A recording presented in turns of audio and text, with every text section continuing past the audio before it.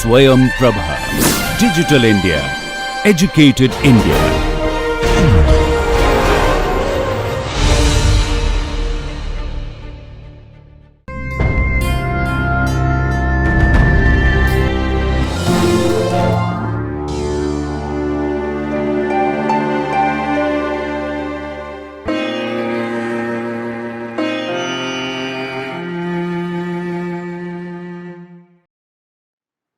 Welcome dear learners.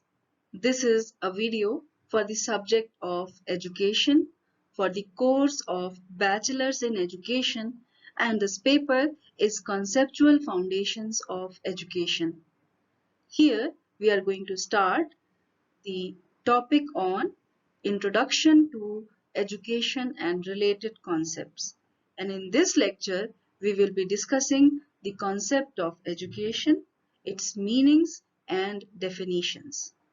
This video is recorded by Dr. Iram Khan.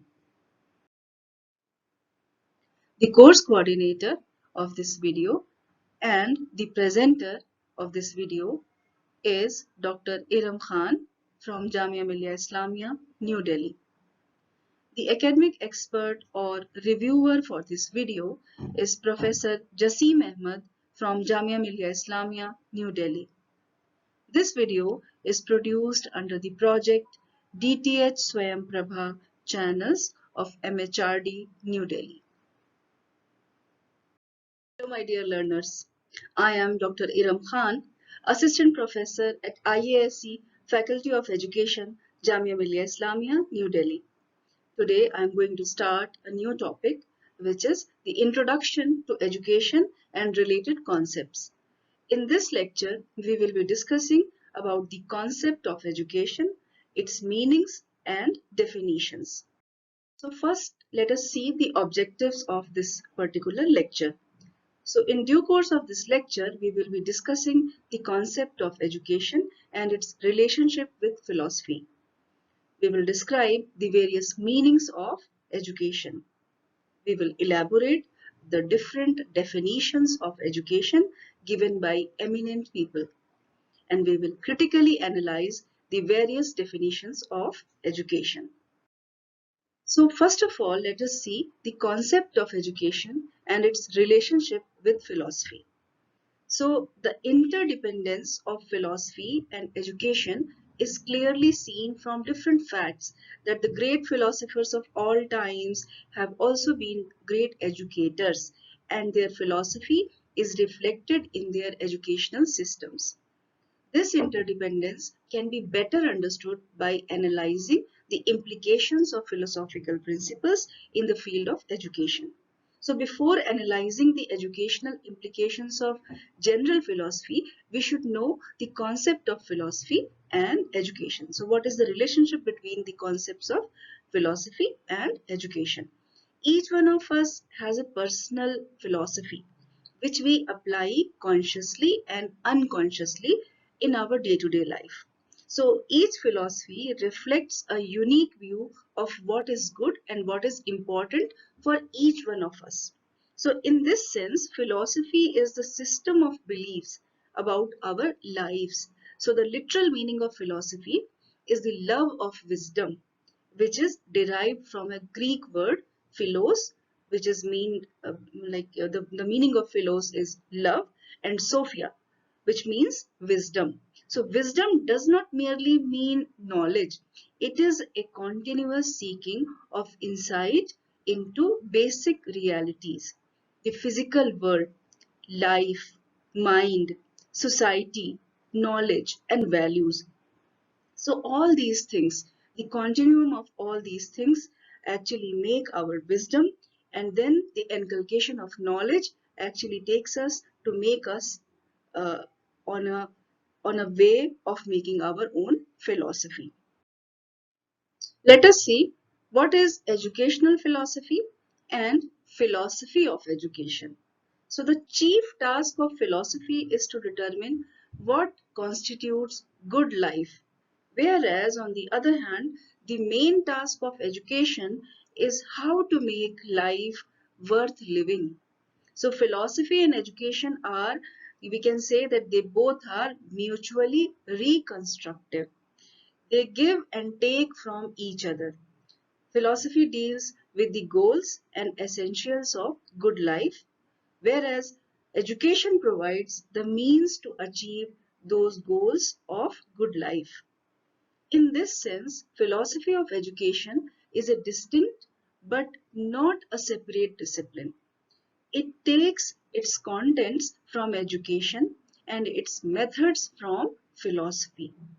The process of philosophizing about education requires an understanding of education and its problems. So we can say that philosophy of education is the application of all those philosophical ideas to educational problems. It is not only a way of looking at different ideas, but also of how to use them in the best way. Now we can say that it can be actually said that philosophy is the theory while education is the practice. So practice basically can't be unguided. We can say that the practice always is guided by theory, and if this is not happening, then we can say that theory becomes aimless. So, and it also becomes inconsistent and inefficient, just as we have seen that the theory which is not ultimately translatable into practice is useless and confusing. So in the words of a very eminent philosopher Ross, philosophy is the contemplative side, while education is the active side.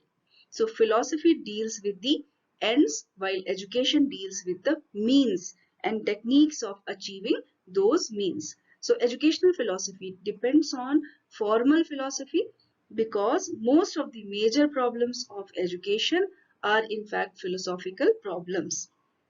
Like we can see that in case of general philosophy, educational philosophy is speculative, prescriptive, critical, or analytical. So in this way we can say that there is a close relationship between the educational philosophy and the philosophy of education.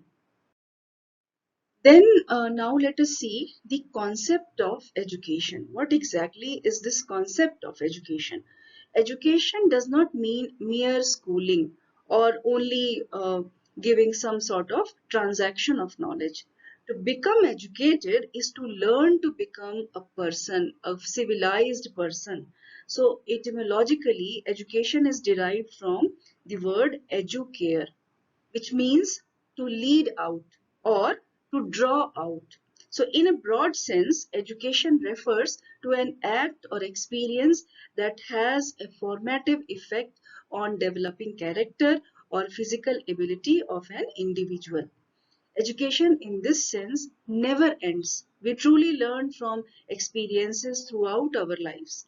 Once we take birth until we die, we actually go through all those experiences which in combination make the education.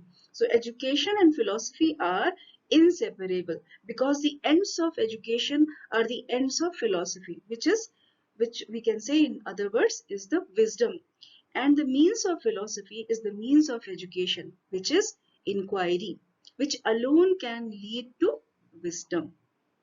Any separation of philosophy and education inhibits inquiry and frustrates wisdom.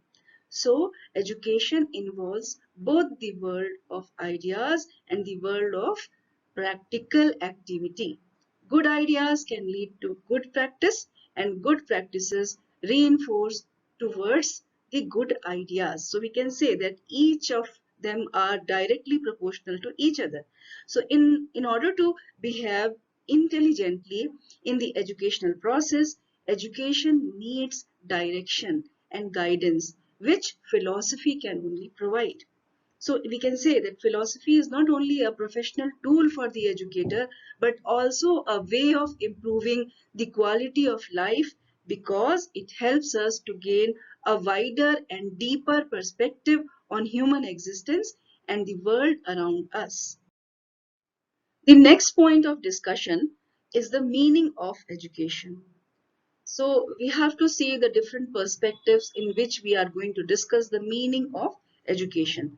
The first perspective is the narrow meaning of education.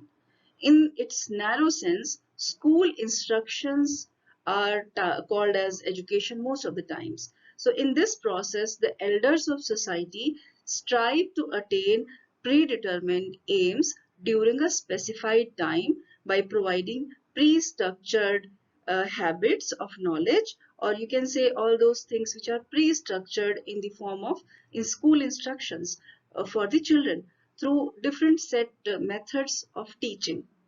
The purpose is to achieve mental development of children entering the school. So in this process, the teacher is the most important factor and the child is assigned a subsidiary role. The teacher is expected to instill in the child's mind ready-made doses of knowledge. By this, the child can develop into a kind of rote memorization device or a kind of parrot who is repeating the crammed knowledge very much mechanically. But this child cannot attain the wholesome development of the personality. So we can say that in shorter words, such knowledge strangles the natural development of the child, and hence in it actually is of no use of for the child, for the further life of the child. So this in this spirit, the school education has merits of its own, but there are a lot of different demerits also. In the words of John Stuart Mill, the culture which each generation purposefully gives to those who are to be its successors in order to qualify them for at least keeping up and, if possible, for raising the level of improvement which has been attained. So these are the words of John Stuart Mill in terms of this the narrow meaning of education. To make this narrow meaning of education more clear, we let us go ahead and see few of the definitions given by some other educationists. Uh, so the first definition here is by S.S. Mackenzie. According to him, in narrow sense, education may be taken to mean any consciously directed effort to develop and cultivate our powers. So this is the definition, the narrow meaning or the narrow sense definition of education given by S.S. Mackenzie. The other definition is by Professor Draver. So let us see what Professor Draver has given as the narrow meaning or the narrow definition of education. According to him, education is a process in which and by which knowledge, character, and behavior of the young are shaped and molded. So these are the words of Professor Draver. The next definition is by G. H. Thompson. He says the influence of the environment on the individual with a view to producing a permanent change in his habits of behavior, of thought and attitude. So these are the words in terms of the narrow meaning or the narrow definition of education of G. H. Thompson. So these are few of those analogies in terms of narrow meaning of education. Now let us see the wider meaning of education. In its wider sense, education is not the communication of information by the teacher or the acquisition of knowledge by the child. It is the total development of the personality. In this sense, education consists of all those experiences which affect the individual from like starting from the birth till death. So in other words, we can say that education is that process by which an individual freely develops his or her self according to his or her nature in a free and uncontrolled environment. So in this way, education is a lifelong process of growth and development. Such education is not confined to the limits of time or place or to any individual. So any person who gives the child a new experience can be the more knowledgeable other or the teacher. In few of the cases, teacher is that person who is providing this new experience to the child. And the place where this giving and receiving takes place, this giving and receiving of knowledge takes place, may be termed as a school. So in very few words, we can say that the education is essentially a process of growth and development which goes on throughout the life. So throughout the life, we actually gain the experiences and we get educated.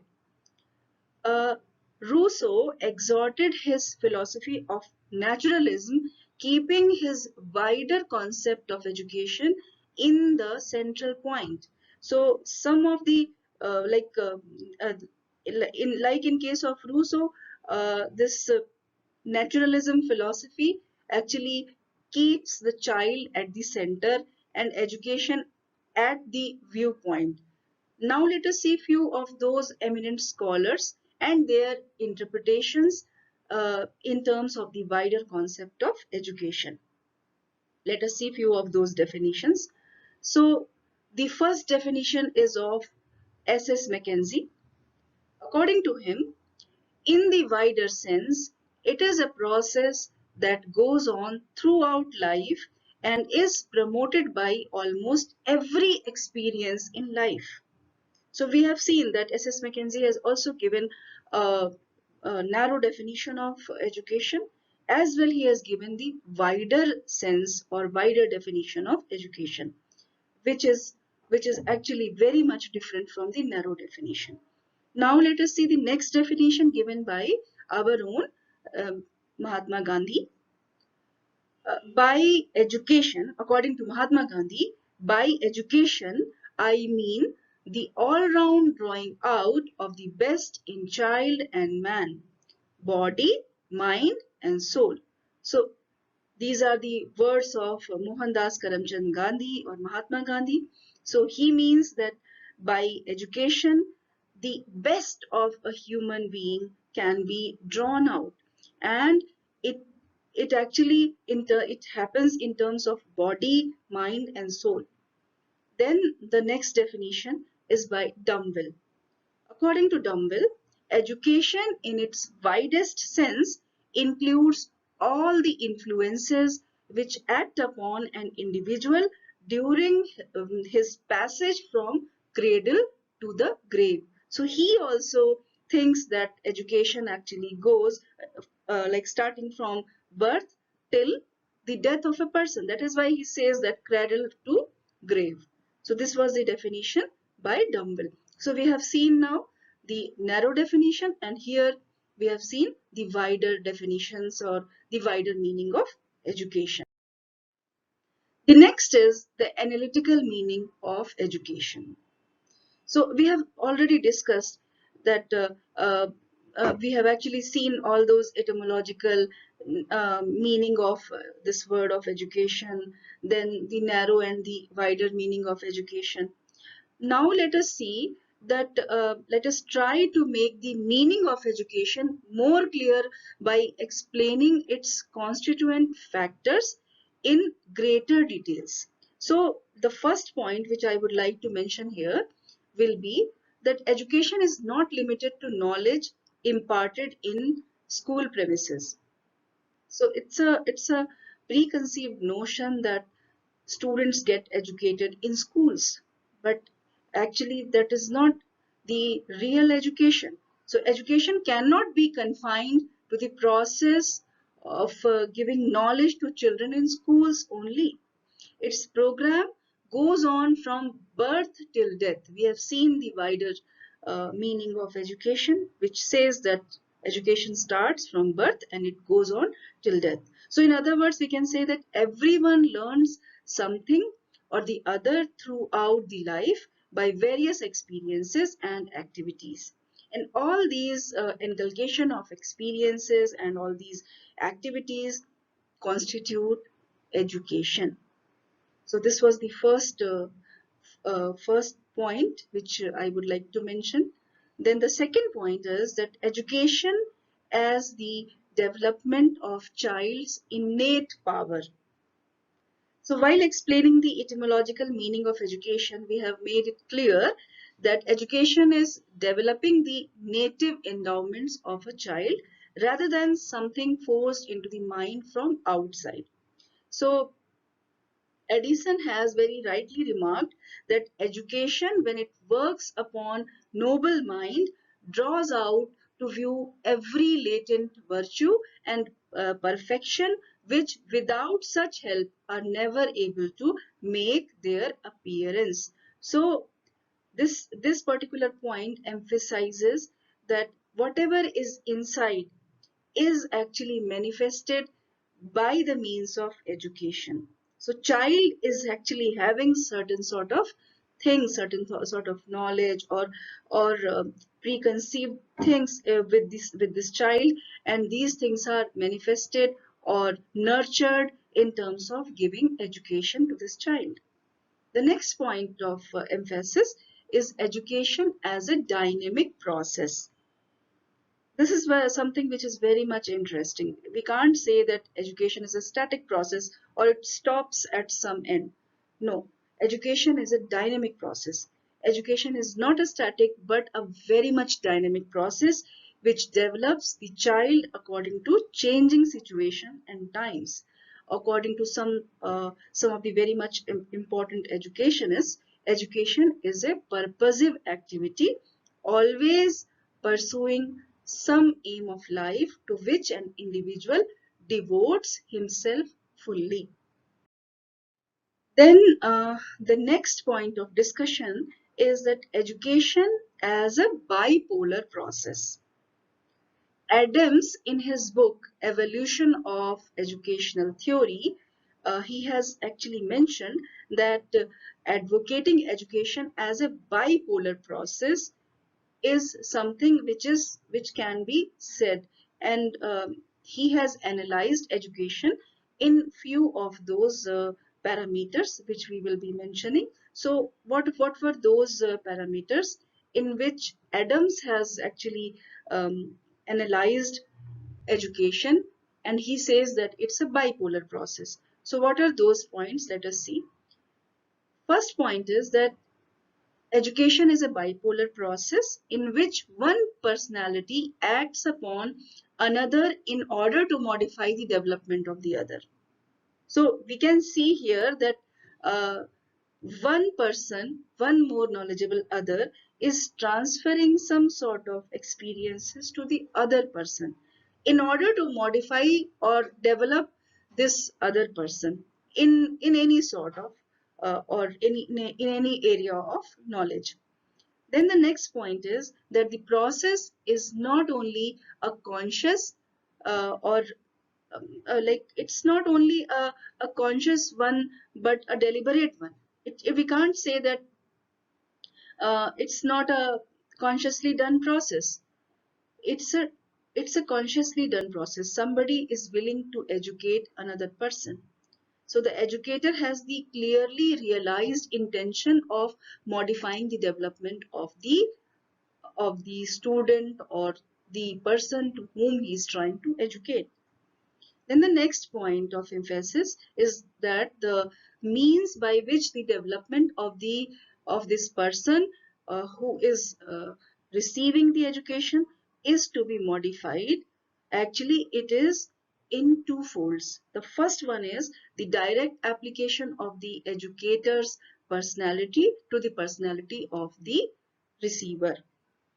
Means that by observing the teacher or by observing the educator, the receiver or the student is gaining knowledge or getting educated. And the second point is that the use of knowledge in its various forms, where this educator or the teacher is directly teaching or transferring his or her knowledge to the receiver or the student.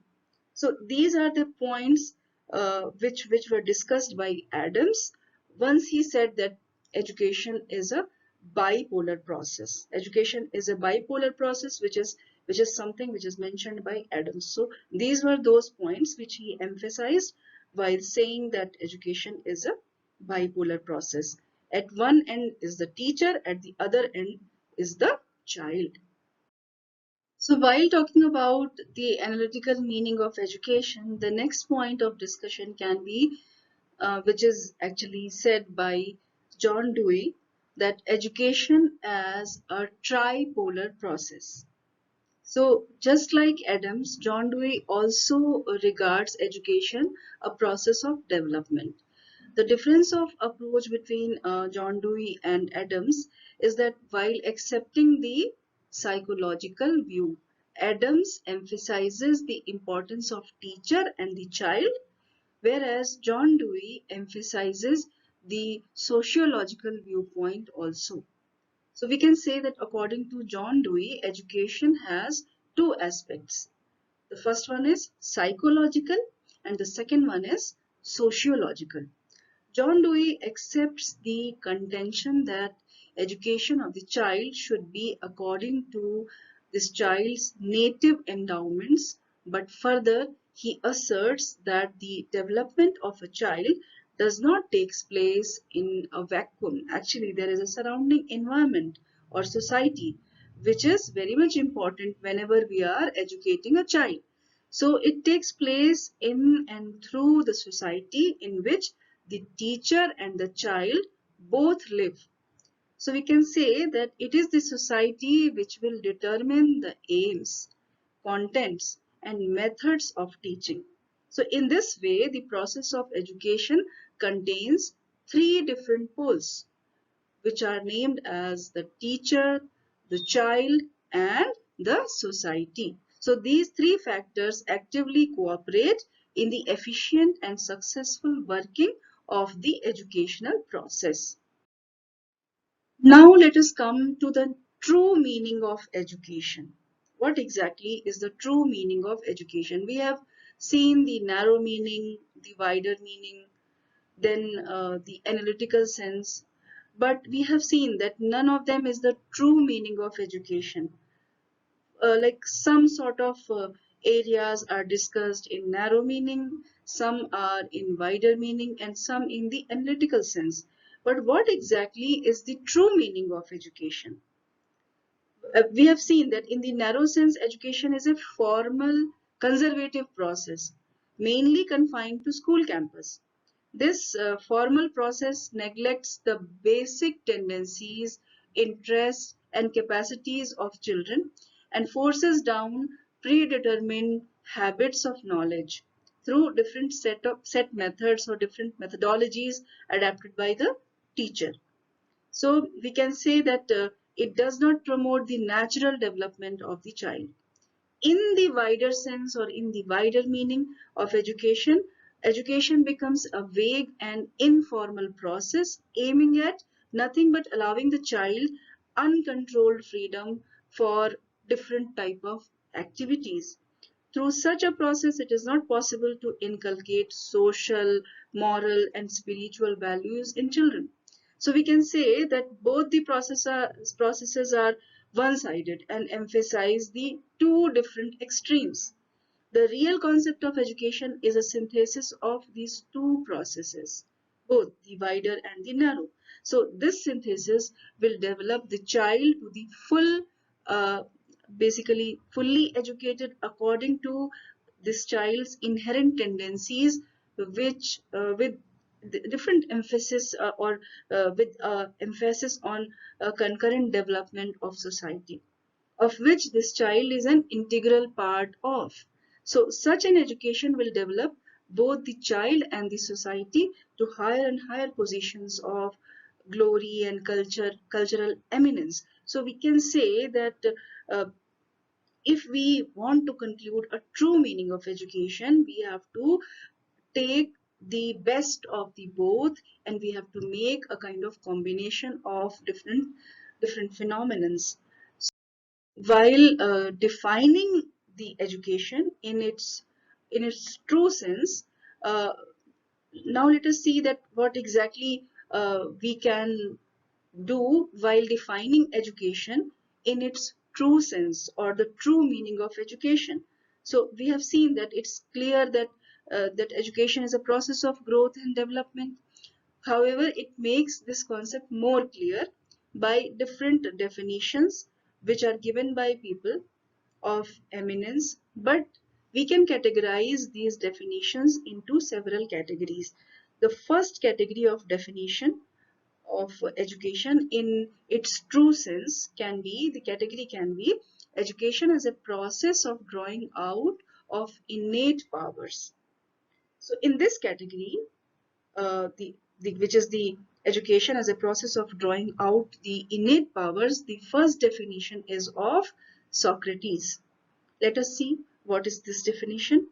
According to Socrates, education means the bringing out of the ideas of universal validity which are latent in the mind of every man. So this is given by Socrates. The second definition is by Vivekanand. He says education is the manifestation of perfection already reached in man. Then the third definition is by Froebel. He says that education is a process by which the child makes the internal external. So this is by Froebel. So these are the three definitions which we have discussed in this particular category, where we have seen that the process of drawing out of the innate powers is considered to be the education. Category is education as a process of development of individuality. Under this category, there are several definitions. We will see the first definition by R.N. Tagore, Rabindranath Tagore. He says that education means to enable the child to find out ultimate truth, making truth its own and giving expression to it. So this is the first definition. The second definition is by Pestalozzi. Pestalozzi says that education is a natural, harmonious and progressive development of man's innate powers. Then comes the next definition by Immanuel Kant. Kant says that education is the development in the individual of all the perfection of which he is capable. So this is the definition of Kant. Then T.P. Nunn says that education is the complete development of individuality of the child so that he can make his original contribution to human life according to his best capacity. So these are few of those definitions which come under the category of education as a process of development of individuality. The next category is that education as a process of producing change in the group. And under this category, the first definition is of Brown. So Brown says that education is the consciously controlled process whereby changes in behavior are produced in the person and through the person within the group. Then the next definition is given by, it's actually taken from the report of the Commission of the Reorganization of Secondary Schools of USA. And according to this report, the purpose of education is to develop in each individual the knowledge, interests, ideals, habits, and powers whereby he will find his place and use that place to shape both himself and society towards nobler ends. So this is the definition which is actually given by or is taken from the report of the Commission on the Reorganization of Secondary Schools of USA. So this was the third category, which was education as a process of producing change in the group. The next category is education as a process of adjustment to environment. Here the first definition is given by Bossing. He says the function of education is conceived to be the adjustment of man to his environment to the end that the most enduring satisfaction may accrue to the individual and the society. The next definition under this category is given by James. According to James, education is gradual adjustment of acquired habits of such action as will fit the individual to his physical and social environment. So uh, with this education as a process of adjustment to environment, this category is having these two definitions. So now let us see that we have seen lots of definitions under different categories, but there are certain criticisms of all these definitions, and after these conceiving all those criticism, we will see that what can be the ideal definition of education. So we have now seen all those definitions, and we are now clear that since the times of Socrates and Plato to the modern times of John Dewey and Gandhi, various educationists have defined education in various ways. There were people who were defining education in one way and people defining education in some other way. So we can say that the field of education is so vast and varied that to give a specific definition of education about which all educationists agree is very difficult. So coming on any consensus is actually very difficult, but it is not impossible. So we see that some educationists have defined only one aspect of education, whereas the others have emphasized on the other phases or other ways of defining education they have adapted. So the reason of this difference of opinion is that different educationists, most of whom were philosophers, have different views about the aim of life. So as we have got different schools of philosophies, and under these schools, if we talk about idealists, the aim of life in idealism is spiritual development. So if somebody is belonging to the school of philosophy, which is idealism, the definitions will given by them will be different. So they regard education as a spiritual process which aims at bringing together the soul and the creator, leading to self-realization. But in the same way, if we talk about the pragmatism school of philosophy, those people who belong to this school or the pragmatists think about education as a process of social progress. Because of this difference in the philosophy of life, different educationists define education differently. So the fact is that the real concept of education is not related solely to any of these school of philosophies or the views given by different educationists. So it is more than either of them. Basically, if we combine most of them, then in real sense we can come to one actual definition of education. So in real sense, education is a sort of synthesis of all the viewpoints which we have discussed up till now. So in this sense, education includes the individuals, the society, the environment, the social fabric, and the prevailing traditions, and even more than what we have discussed. Every single day is adding to these definitions of education. In today's scenario, even the online environment is one of those areas of study or gaining knowledge, which is adding up and recreating the definition of education. So the definition of education is very much comprehensive, and and we can say it can be inclusive in many senses.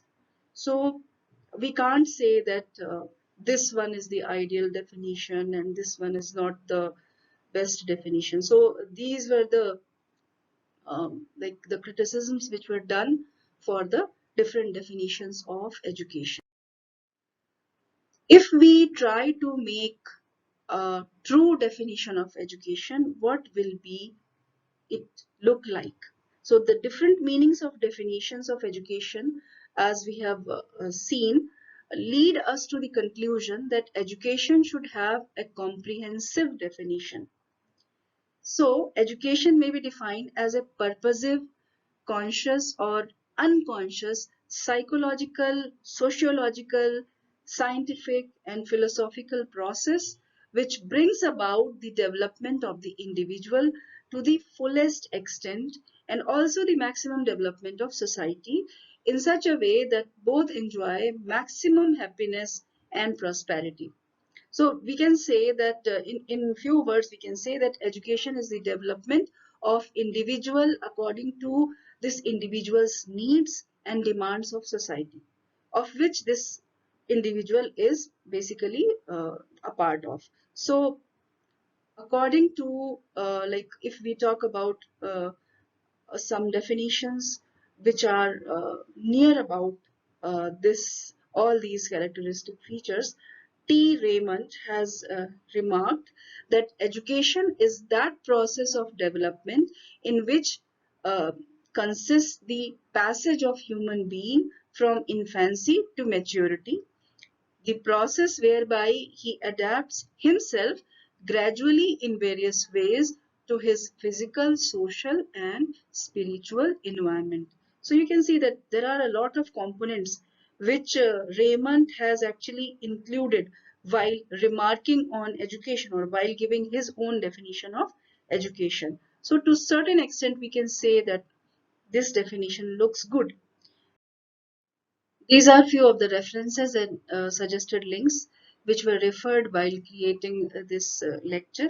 So these can be referred by anybody who is willing to know more about this topic. So with this, now we have reached to the end of this lecture. Let us quickly summarize what we have studied today. The first thing which we have studied is the meaning of education and its relationship with philosophy. How educational philosophy and philosophy of education actually are related to each other.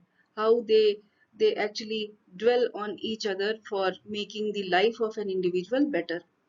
Then we have seen the narrower meaning of education, the wider meaning of education, and the analytical meaning of education. And we have concluded uh, adding on all those typical features from all these three types of uh, different ways in which we can define education to the true meaning of education. And then we have seen different definitions for these different scenarios of education, different definitions given by different eminent people. So we have seen the respective definitions of education, and then we have also seen that how these definitions given by different people were actually criticized in many ways. So I hope that with this, now we have got this point very much clear in our mind that what exactly is meant by education and how it is very much necessary and important for everybody's life. I hope that this discussion would be fruitful for you all, and hopefully we will see each other in another session. Thank you so much. Dear students, we were watching a video on the introduction to education and related concepts, and in this lecture we have discussed the concept of education, its meanings and definitions. This video lecture was recorded by faculty at home during the national lockdown period for COVID-19 pandemic using minimal technical resources. Technical errors, if any, are unintentional and may please be ignored. For any queries with regard to this lecture or broadcast, kindly send your email to techsupport@dth.ac.in. Thank you so much.